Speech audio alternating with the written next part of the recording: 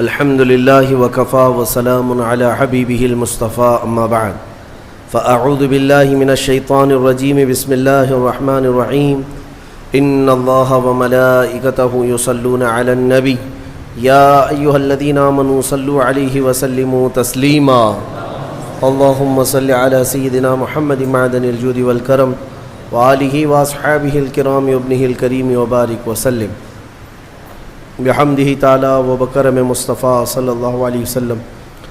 آج کی شب میں قرآن عظیم کے 7 پارے مکمل ہو چکے ہیں۔ اللہ عز و جل اسی طرح مکمل قرآن عظیم کو تجوید کے ساتھ تلاوت کرنے اور آپ سب کو سماعت کرنے کی توفیق عطا فرمائے۔ سورہ مائدہ اور سورہ انعام یہ دونوں آج تلاوت ہوئی ہیں۔ اس سے پہلے والی تفسیر میں نے عرض کیا تھا مائدہ کا مطلب دسترخوان۔ اس سورہ میں ایک دسترخوان کا ذکر ہے جس کی وجہ سے اس سورہ کا نام ہی مائدہ ہو گیا۔ وہ کون سا دسترخوان ہے؟ سیدنا عیسیٰ روح اللہ علیہ الصلاۃ والتسلیم اپنے زمانے میں ایک دعا کرتے ہیں، اپنے مومنین امت کو لے کر دعا یوں کرتے ہیں۔ وہ دعا بھی قرآن میں آئی ہے۔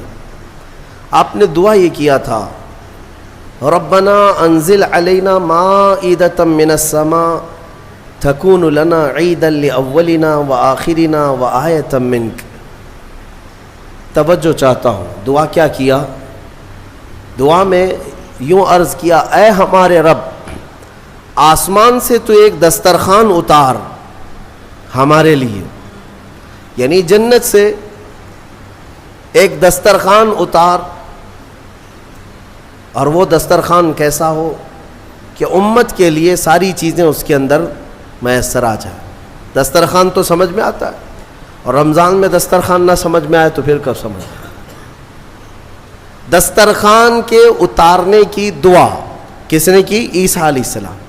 لیکن جو بات توجہ کی ہے وہ یہ ہے، عیسیٰ علیہ السلام یوں کہتے ہیں، جس دن یہ دسترخوان اترے گا تکون لنا عیدا لاولنا وآخرنا،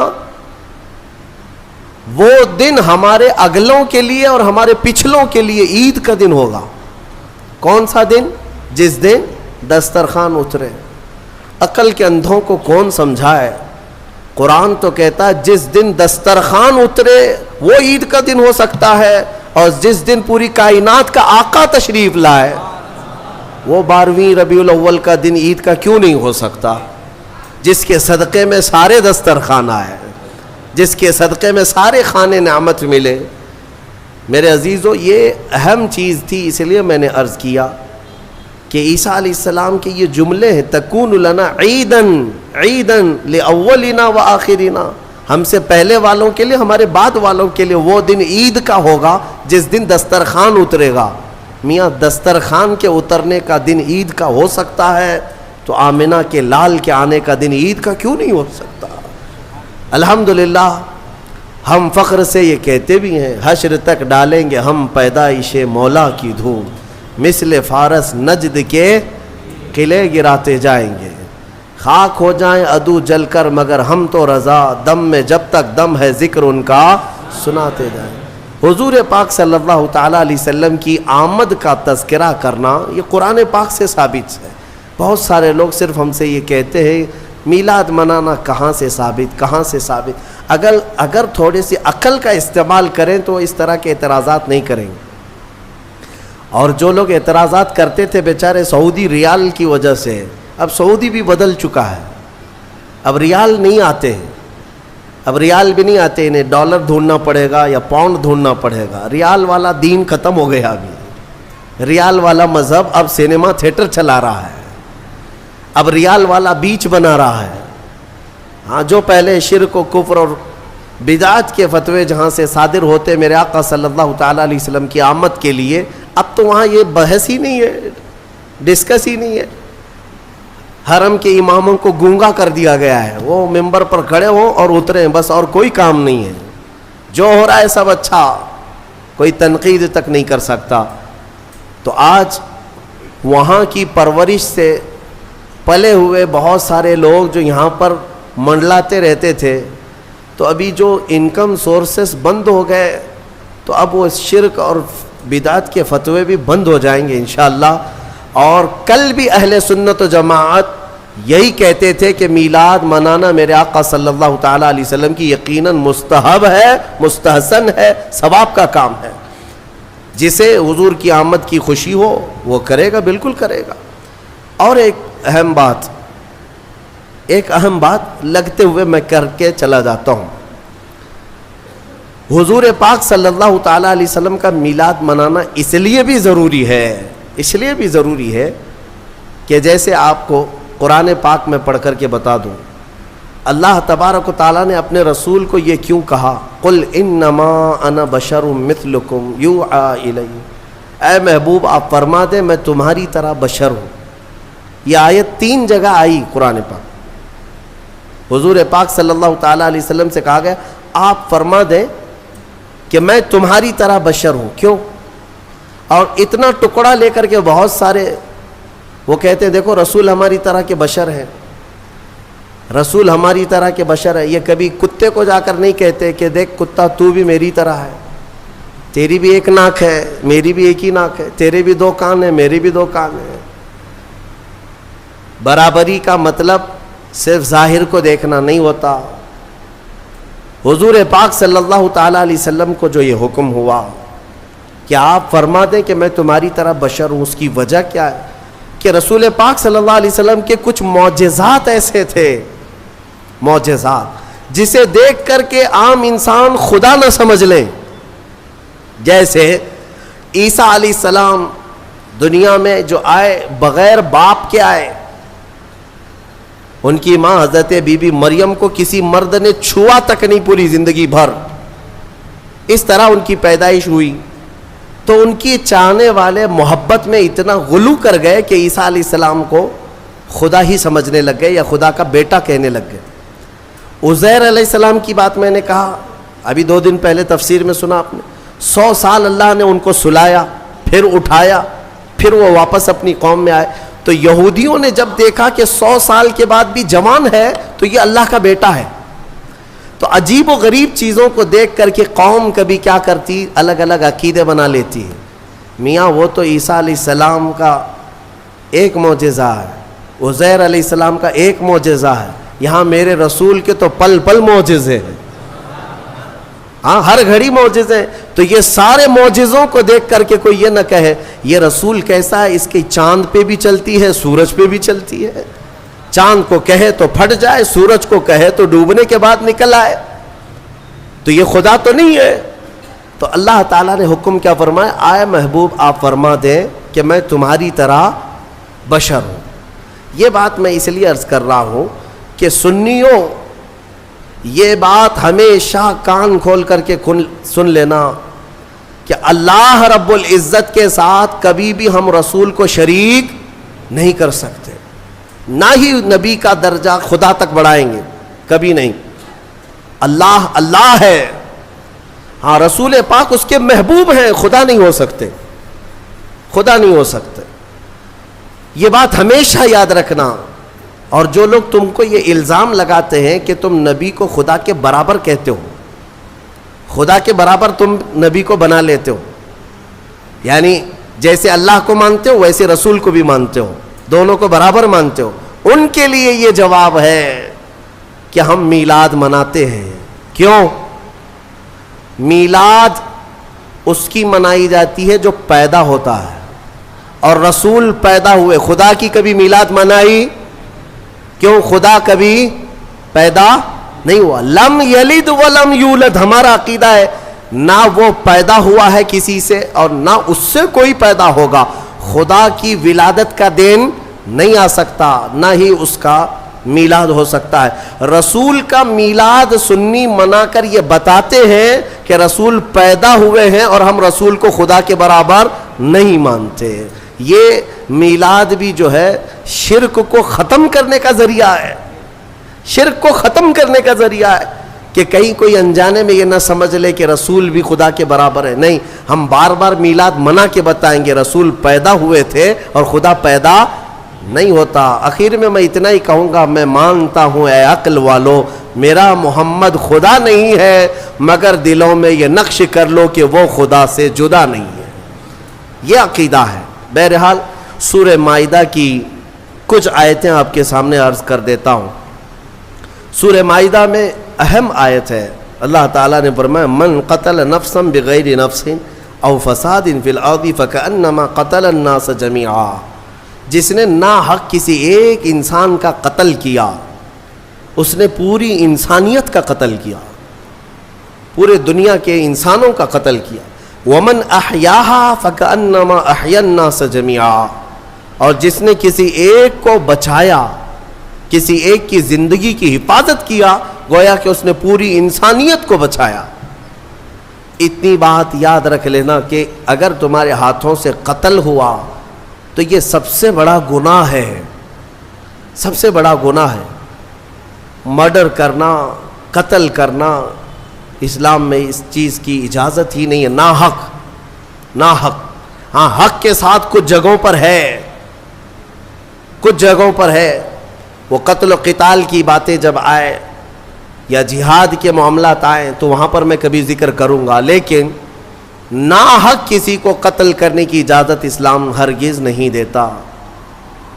اور اسی طرح سے میں یہ بات بھی بتا دوں, حدیث پاک میں ہے آدم علیہ السلام کا بڑا بیٹا حابیل اور چھوٹا بیٹا قابیل, ان دونوں میں لڑائیاں ہوئی عورت کو لے کر کے.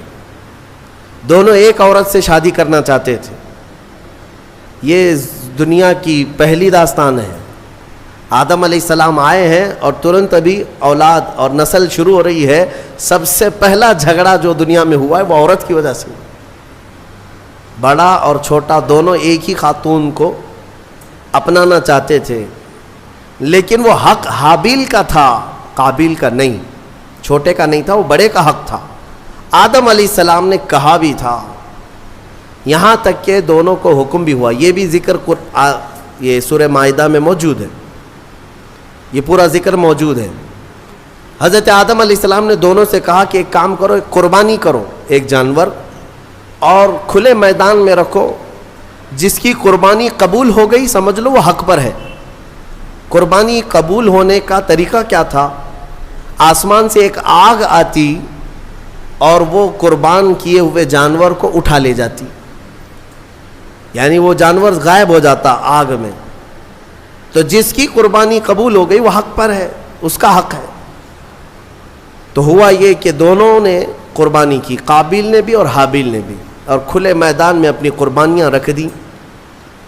اللہ تبارک و تعالیٰ کی طرف سے آسمان سے ایک آگ آئی اور حابیل کی قربانی قبول ہو گئی, یعنی بڑے بیٹے کی. شادی کرنے کا اختیار بڑے کو ہی تھا. اب قربانی سے بھی پتہ چل گیا کہ حق پر یہ حابیل ہی ہے, تب بھی یہ قابیل ماننے کو تیار نہیں تھا. عورت یہ ایک ایسے فتنے کو جنم دے دی. ساری عورتوں کی بات نہیں کر رہا ہوں, عورت کا یہ ایک ذریعہ ایسا بن جاتا ہے جس میں بڑے بڑے بھسم ہو جاتے ہیں, کئی لوگوں کے تقوی ختم ہو جاتے ہیں. تو قابیل نے کہا کہ نہیں, یہ میرا ہی حق ہے, میں ہی اپناؤں گا, میں ہی نکاح کروں گا, میں ہی شادی کروں گا. جھگڑا اتنا بڑا. آدم علیہ السلام کچھ دنوں کے لیے باہر تھے تو ابلیس وہاں سے اپنی ڈیوٹی شروع کرتا ہے.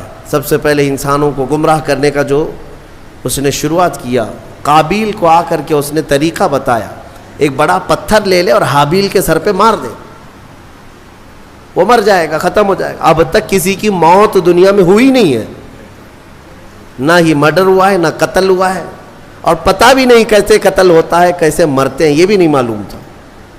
شیطان نے سب سے پہلے یہ طریقہ بتایا. تو قابیل نے ایک بہت بڑا پتھر اٹھایا اور اپنے بڑے بھائی حابیل کو, وہ ایک جگہ بیٹھا تھا, پیچھے سے جا کر سر پر دے مارا. پتھر کی چوٹ لگتے ہی وہ گر گیا اور وہیں انتقال کر گیا, موت ہو گئی حابیل کی.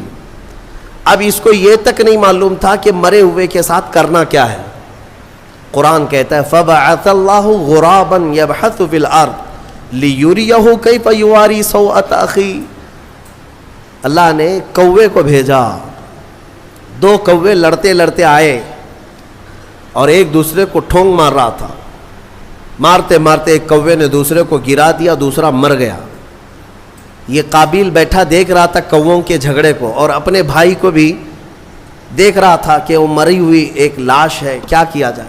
تو کووں کو سامنے اس نے دیکھا, لڑتے لڑتے ایک کوا مر گیا. دوسرے نے کیا کیا, کوے نے جلدی سے اپنے پیروں سے تھوڑی سی مٹی ہٹائی زمین کی, اور دوسرے کوے کو گڑھے میں داخل کر دیا اور پھر اس پر مٹی پھیر دیا. یہ طریقہ دیکھ کر کے قابیل نے پھر اپنے بھائی کو دفن کرنے کا طریقہ سیکھا. قرآن کہتا ہے پھر اس نے اپنے بھائی کو دفن کیا. یہ سب سے پہلا قتل دنیا میں ہوا ہے, سب سے پہلا مرڈر ہوا ہے, اور سب سے پہلی موت.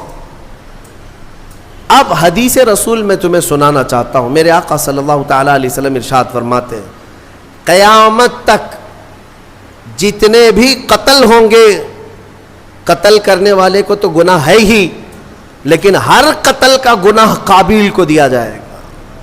ہر قتل کا گناہ قابیل کو ہوگا, کیونکہ دنیا میں سب سے پہلا گناہ قتل والا اس نے شروع کیا. اسی لیے اس سے ریلیٹڈ ایک حدیث پاک بھی میں آپ کے سامنے نظر کر دوں. رسول مختار صلی اللہ تعالیٰ علیہ وسلم ارشاد فرماتے, من سن سنتا حسنتا فلہ اجرہا واجر من عمل بہا. جس نے کوئی نیا طریقہ ایجاد کیا, اللہ تعالیٰ اس ایجاد کرنے کا ثواب بھی اسے دے گا, اور جتنے عمل کرتے رہیں گے ان سب کا بھی ثواب اسے دیا جائے گا. اور عمل کرنے والوں کے ثواب میں کوئی کمی نہیں ہوگی, ان کو سب کو ملتا رہے گا, لیکن جس نے شروع کیا اس کو بھی ملے گا, اس کو سب کے برابر ملے گا. وَمَنْ سَنَّ سُنَّةً سَيِّئَةً فَلَهُ وِزْرُهَا وَوِزْرُ مَنْ عَمِلَ بِهَا. اور میرے آقا صلی اللہ علیہ وسلم فرماتے ہیں, جس نے کوئی برا طریقہ اختیار کیا, ایجاد کیا, تو اس برا کرنے کا گناہ تو ہے ہی, لیکن اس کا دیکھا دیکھی جتنے لوگ گناہ کرتے جائیں گے ان سب کا گناہ بھی اس ایجاد کرنے والے کو دیا جائے گا.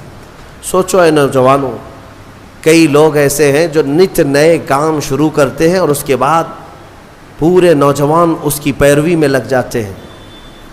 تم کیا سمجھتے ہو کہ آج تم بے ستر ہو کر کے گھومنے لگے, کپڑے پھاڑ کر کے ستر دکھا کر کے گھومنے لگے, تو تم تو یہ سوچتے ہو یہ فیشن ہے, لیکن تمہیں اندازہ نہیں کتنے بچے اس کی نقل کرتے ہیں. تمہیں دیکھ دیکھ کر کے جتنے بچے نقل کریں گے, جتنے حرام کرتے رہیں گے, ان سب کے حرام کا گناہ تمہارے سر پر آئے گا. شروعات تم نے کی ہے, شروعات جس گناہ کی بھی تم کرو گے اس کا گناہ بہت طویل ہے. اسی طرح سے کچھ لوگ ہنسی مذاق میں کچھ ایسے کاموں کی ابتدا کر جاتے ہیں جو ہمیشہ ہمیش کے لیے لوگ اس کی تقلید کرتے رہتے ہیں اور اس کے پیچھے چلتے رہتے ہیں. یہ گناہ ہے, اور اس گناہ کا وبال اور اس کا پورا بوجھ شروع کرنے والے پر ہوتا رہے گا. اس لیے میرے عزیزو, خدا را کبھی اپنی طرف سے کوئی ایسا برا کام مت ایجاد کرنا کہ جو کنٹینیو ہو جائے اور پھر تمہاری نقل کرتے کرتے ہزاروں نہیں لاکھوں لوگ اس گناہ میں مبتلا ہو جائیں. ہو سکے تو کوئی ایسا نیک کام شروع کر کے جاؤ, کوئی ایک نیک کام شروع کر کے جاؤ کہ جتنے وہ کام کرتے جائیں گے وہ سب کا ثواب تمہیں ملتا رہے گا.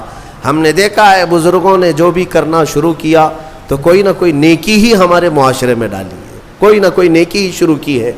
آج پوری دنیا میں جہاں جہاں بھی جاتا ہوں دیکھتا ہوں, ہندوستان بھر کے ہر خطے میں, ہر علاقے میں چھوٹی چھوٹی گلیوں سے بھی بچے نکلتے ہیں, ہمیں دیکھتے ہیں تو لبیک یا رسول اللہ کہتے ہیں, لبیک یا رسول اللہ, لبیک یا رسول اللہ, یہ نعرہ لگاتے ہیں.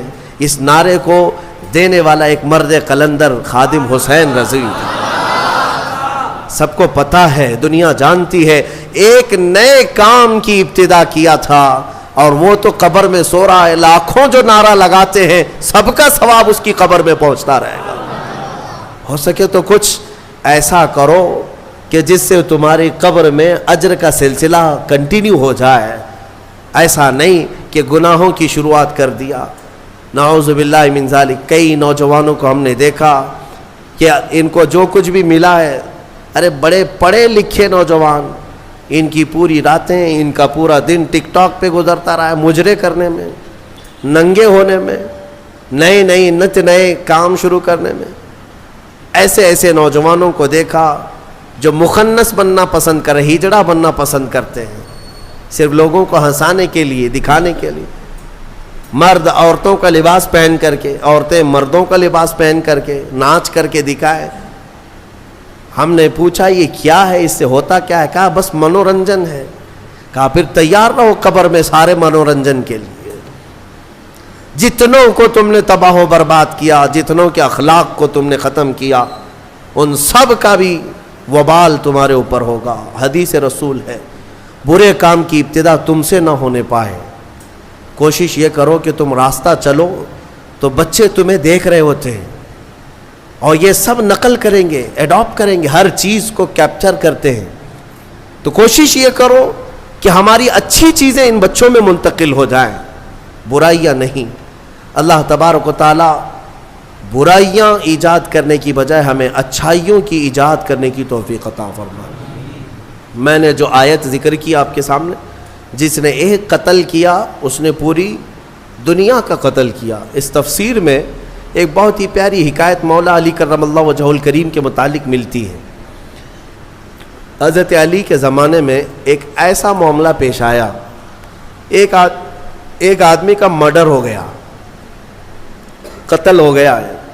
چاقو وہاں پڑی ہے، خون میں وہ لت پت ہے، اور اس کے قریب ایک آدمی کھڑا تھا. پولیس گزر رہی تھی، اس زمانے کی جو پولیس رہی ہو.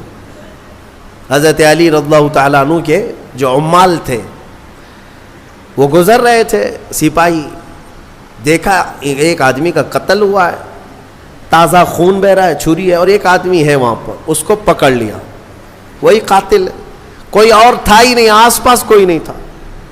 اس کو پکڑ لیا. وہ اس وقت اس لیے پکڑا کہ ظاہری حالات تو یہی بتا رہے تھے کہ وہ قاتل ہے. یہ اس زمانے کی بات ہے. یہاں تو ایسا ہے کہ دلی میں ہو جائے تو یہاں کرناٹک میں آ کے اٹھا لے جائیں گے. یہاں تو کوئی مسئلہ نہیں ہے کہ کہیں سے بھی کوئی بھی چاہے نشان نہ ملے اٹھایا جا سکتا ہے. لیکن اس وقت حالات ایسے تھے کہ قاتل جو ہے کوئی نظر نہیں آیا سوائے اس ایک آدمی کے. اس کو پکڑ کر لایا گیا حضرت علی کرم اللہ وجہہ الکریم کی بارگاہ میں. تو پھر وہاں پر فیصلے میں ثابت ہو گیا کہ اسی نے قتل کیا، کیونکہ سپاہی جو تھے وہ گواہی دے رہے تھے کہ ہم نے اس کو دیکھا ہے، رنگے ہاتھوں پکڑا ہے، اس کے جسم پر خون کے دھبے بھی تھے، اور کون ہوگا. تو بہرحال حضرت علی نے فیصلہ سنایا کہ قاتل ہے، اس کی سزا قتل ہے، قصاص میں قتل ہوگا. اب اس کو پھانسی پر چڑھایا جا رہا تھا. تھوڑی دیر گزری تھی کہ عدالت میں ایک شخص دوڑتا دوڑتا آیا، اور آیا اس نے کہا کہ امیر المومنین وہ شخص ناحق مارا جا رہا ہے، وہ پھانسی پر چڑھ رہا ہے ناحق، وہ قاتل نہیں ہے، آپ اسے چھوڑ دیں، آزاد کر دیں. حضرت علی نے پوچھا پھر قاتل کون ہے؟ اس نے کہا میں ہوں، میں نے قتل کیا، لیکن میں وہاں سے ایسے غائب ہو گیا تھا کہ یہ شخص موجود تھا. اس نے چھری بھی اٹھائی اور اس کے ہاتھ پیر خون سے لال بھی تھے، لیکن اصل میں مجرم ہوں، اسے چھوڑ دیں. مجھے اس پر ترس آ گیا کہ ناحق وہ مارا جا رہا ہے، اس لیے میں حاضر ہو گیا، اسے چھوڑ دیں. حضرت علی نے اسے چھوڑ دیا. اب جو اصلی قاتل تھا اسے پکڑا گیا، اس کو لایا گیا. اب ظاہر سی بات ہے اب یہ اقبالی مجرم ہے، اقراری مجرم ہے. تو اس کو جب سزا سنائی جا رہی تھی تو حضرت امام حسن رضی اللہ تعالیٰ عنہ، حضرت علی کے صاحبزادے، عمر اس وقت جو بھی رہی وہ جوان تھے، آئے دربار میں، کہا کہ امیر المومنین اس شخص کو بھی آزاد کر دیجیے، اس شخص کو بھی آزاد کر دیجیے، آپ معاف کر دیجیے. کہا کیسے؟ ایک قاتل کو کیسے آزاد کیا جا سکتا ہے؟ تب حضرت امام حسن نے اسی آیت سے استدلال کیا، دلیل میں یہ آیت پیش کیا. ابا جان کیا ہم نے قرآن میں یہ نہیں پڑھا؟ اللہ تعالیٰ فرماتا ہے جس نے کسی ایک کا قتل کیا گویا کہ اس نے پوری انسانیت کا قتل کیا، تو قاتل کو سزا تو ہونی ہے. لیکن آگے رب نے یہ بھی فرمایا جس نے کسی ایک کو بچایا اس نے پوری انسانیت کو بچایا. اس ایک بندے نے ناحق مرنے والے کو بچا لیا. آپ کے ہاتھوں وہ پھانسی پر چڑھ جاتا, ناحق مرتا, اس کو اس نے بچایا. اس بچانے کی وجہ سے اس کو آپ آزاد کر دیں. فیصلے میں اس شخص کو آزاد کیا گیا.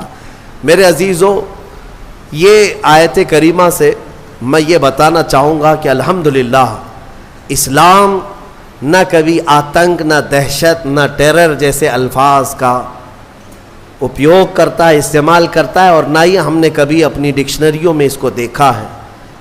قتل اور ڈرانا دھمکانا یہ دنیا کے حصے میں ہے, اسلام کے دامن میں نہیں ہے. الحمدللہ یہ ہو کیا رہا ہے, ہمارے لوگ پڑھے لکھے کم ہیں, اور جو میڈیا بتا دے اس کو آمنا صدقنا کر جاتے ہیں. ہاں صبح سے شام تک یہ بھونک رہے ہیں, صحیح ہوگا. دیکھ کر کے کچھ لوگوں کو ایسا لگنے لگا ہے کہ ہاں یہ صحیح ہوگا. ان کا کام یہ ہے کہ ایک جھوٹ کو 100 بار بولتے جائیں. میاں یہ میڈیا کب بکرے کو کتا بنائے اور کب کتے کو بلی بنائے تمہیں کچھ نہیں پتا چلے گا, تم تو مانتے رہ جاؤ گے. آپ نے سنا ہوگا نا, ایک شخص بازار سے بکرا خریدا, 3 لوگوں نے طے کر لیا تھا کہ اس کو ہڑپنا ہے, لیکن پلاننگ کیسے کی تھی؟ 4 لوگ تھے, یہ چاروں ٹھگیوں نے برابر فاصلے پہ راستے میں کھڑے ہو گئے.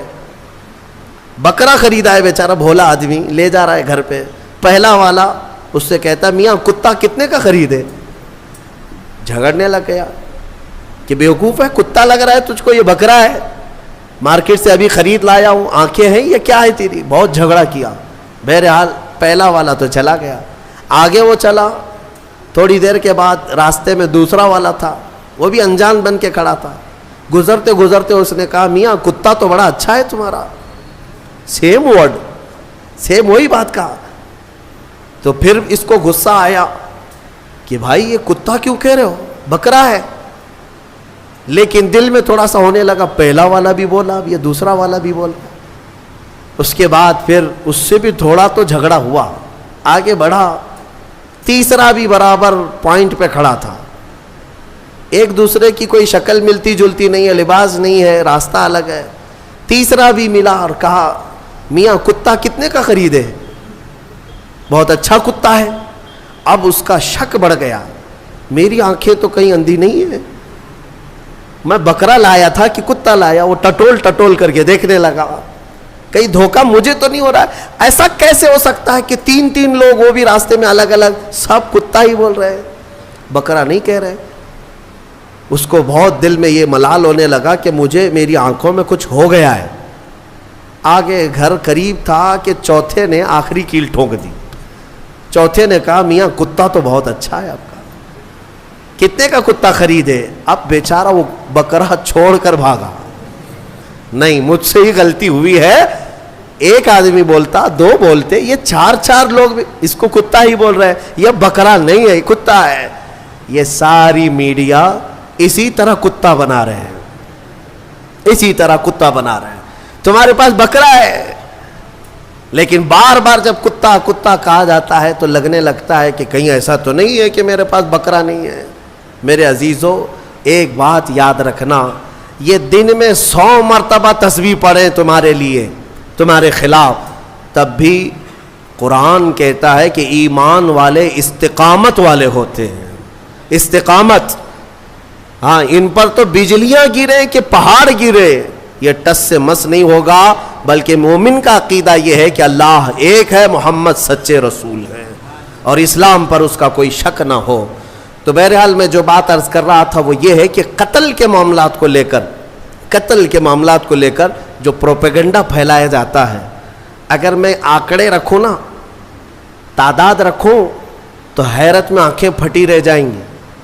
حضور پاک صلی اللہ تعالیٰ علیہ وسلم کے کل جو غزوات ہوئے ہیں نا, جنگیں 17 ہیں. حضور نے 10 سال میں کتنی جنگوں میں شرکت کی؟ 17. اور پورے ٹوٹل 17 جنگوں میں کتنے لوگ مرے تھے؟ کتنے لوگ پورے ٹوٹل 17 جنگوں میں, 17 غزوات میں جو مخالف پارٹی کے لوگ مرے ہیں, ان کی کل تعداد 248. ٹوٹل کتنی؟ 250 کے قریب 10 سال کے اندر مرے ہیں. 10 साल के 250 पूरी काउंट करेंगे। अब आओ मैं तुम्हें बताता हूँ, ये दुनिया को जो अमन का पाठ पढ़ाते हैं, world war first, world war second, जो दुनिया की सबसे बड़ी जंगें हुई है ना, दुनिया की जंग अजीम, पहली जंग अजीम, दूसरी जंग अजीम, कितने मारे गए इसमें पता है आपको?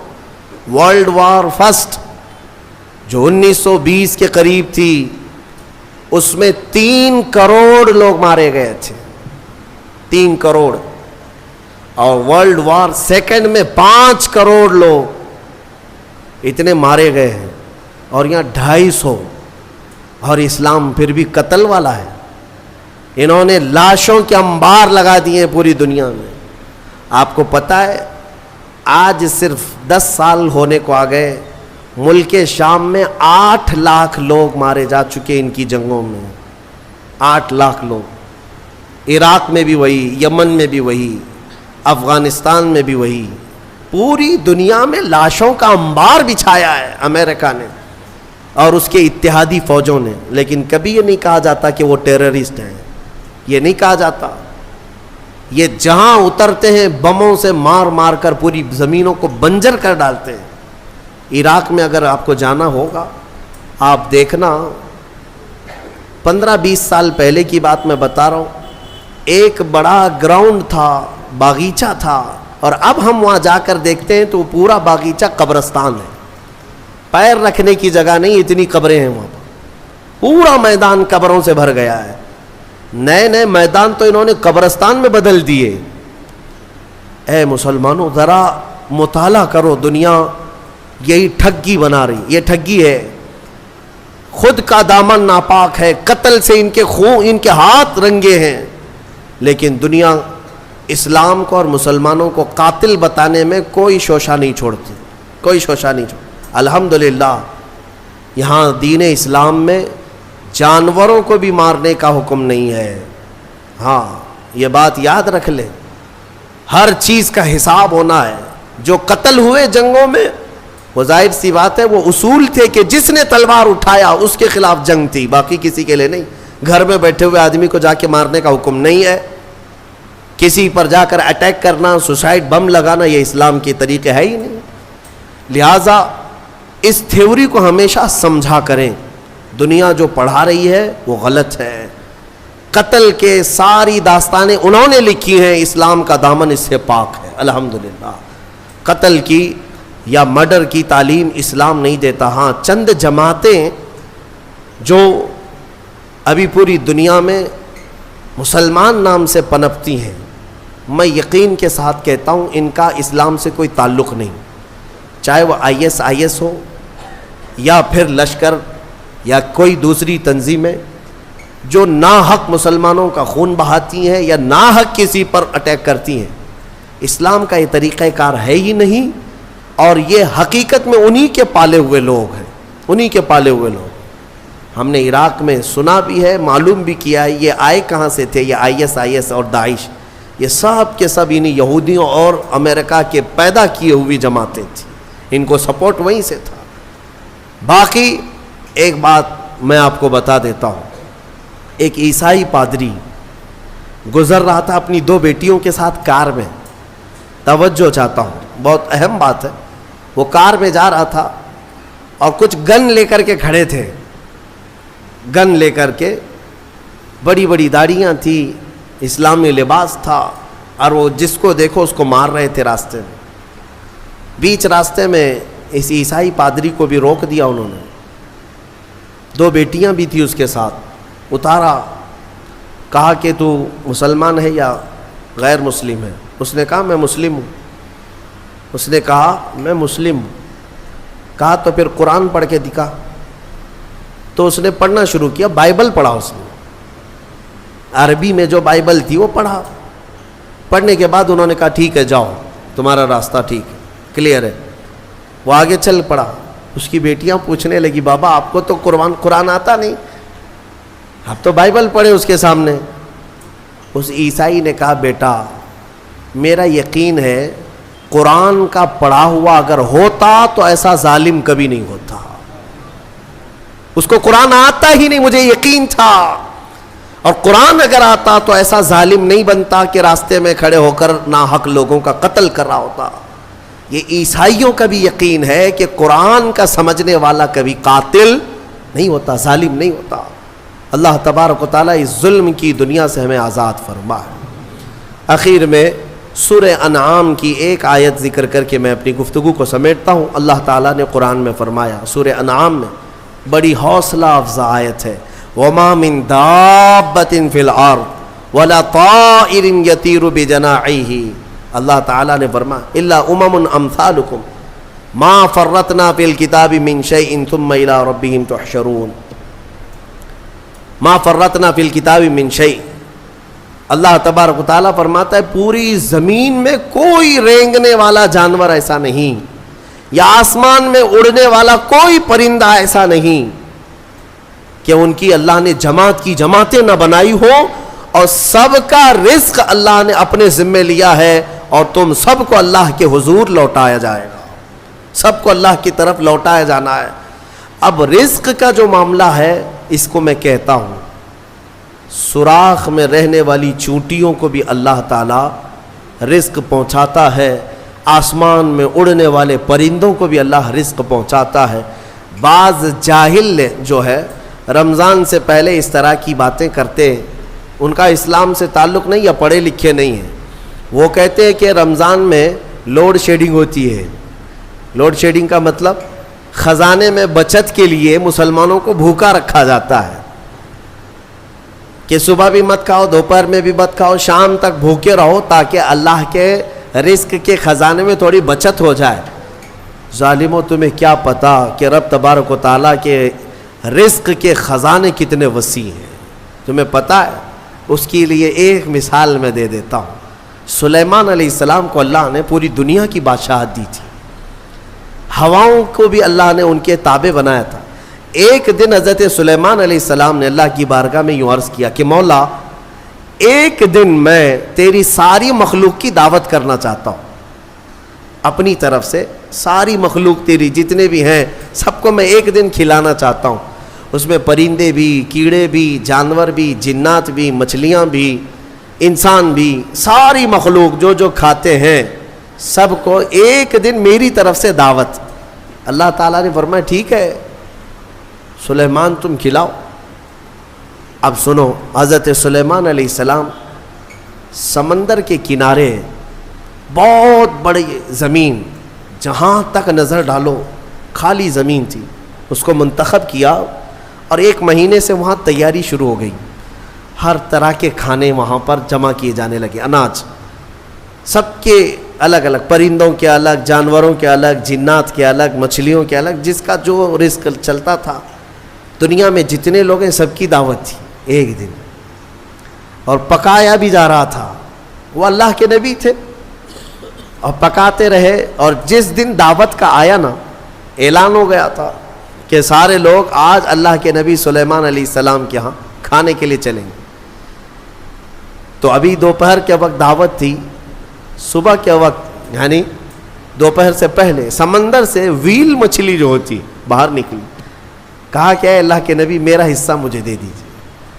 کہا ابھی وقت ہے، سارے آئیں گے تب تیرا حصہ بھی دے دیا جائے گا. اس نے کہا میں بھوکی ہوں، میرا حصہ مجھے پہلے دے دیا جائے. سلیمان علیہ السلام نے کہا کہ ٹھیک ہے تیرا حصہ تو کھا لے. اس ویل مچھلی نے منہ کھولا اور سارا کھانا ایک ہی ساتھ کھا گئی. جتنا بچا پکا تھا، جتنا بنا تھا پورا کھا گئی، ایک لقمے میں نگل گئی اور اندر چلی گئی. اور باقی مخلوق جو دعوت میں آنے والی ہے سب کا دھرا رہ گیا، کچھ بھی نہیں ہے. اللہ کے نبی سلیمان علیہ السلام نے عرض کیا اے مولا، میں تو ساری مخلوق کو کھلانے کا انتظام کر رہا تھا، یہ تو ایک مچھلی کھا گئی. رب تعالیٰ فرماتا اے سلیمان، اس مچھلی کو اس طرح کے دن میں 3 بار میں لقمے دیا کرتا ہوں، اور وہ ایک نہیں، سمندر میں لاکھوں کی تعداد میں اس کے برابر مچھلیاں ہیں. ان سب کو میں دن میں اتنے لقمے دیتا ہوں، اور باقی مخلوق تو باقی مخلوق ہے. میرے عزیزو، اندازہ کر سکتے ہو اس کی رزق کی وسعت کیا ہے، اس کے خزانے کی وسعت کیا ہے. رمضان لوڈ شیڈنگ کے لیے نہیں ہے، یہ تمہارے تقوی کے لیے ہے. تمہاری بیماریوں کو دور کرنے کے لیے ہے. لیکن اتنی بات یاد رکھنا کہ اللہ تبارک و تعالی ہم سب کے رزق کا مالک ہے, اور رزق کی فکر کرنے کا تمہیں حکم نہیں دیا گیا. وہ رزق تمہیں مل کر رہے گا, تم رزاق کی رضا کا خیال کرو, رزق ویسے ہی پہنچا دیا جائے گا. اقبال نے یہی کہا کہ رزق کی تو فکر ہے اور رزاق کو بھول گیا انسان. اور حضرت علی فرماتے ہیں لا تکثر ہمک ما قدر یکون, اپنی فکروں کو بہت زیادہ مت کر, جو مقدر میں ہے وہ مل کے رہے گا. تم رزق کی خاطر نمازیں بھی چھوڑ رہے ہو, قرآن بھی چھوڑ رہے ہو, تراویح بھی چھوڑ رہے, نہیں دکان میں بیٹھنا پڑتا ہے. تم کو ایسا لگتا ہے کہ سارا رزق تمہارا دکان ہی دیتا ہے, سارا رزق تمہاری جاب ہی دیتی ہے. اگر اللہ بند کر دے ایک دروازہ, پوری دنیا مل کر کے دروازہ نہیں کھول سکے گی. وہ مالک ہے, وہ رزاق ہے. لہٰذا تم رزق کے تلاش سے پہلے اللہ کی رضا اور رزاق کی رضا کی طرف آؤ. رزق کے خزانے اور دروازے اللہ ویسے ہی کشادہ فرمائے گا. مولا کریم محتاجی سے ہماری حفاظت فرمائے. وآخر دعوانا الحمد للہ رب العالمین. السلام علیکم.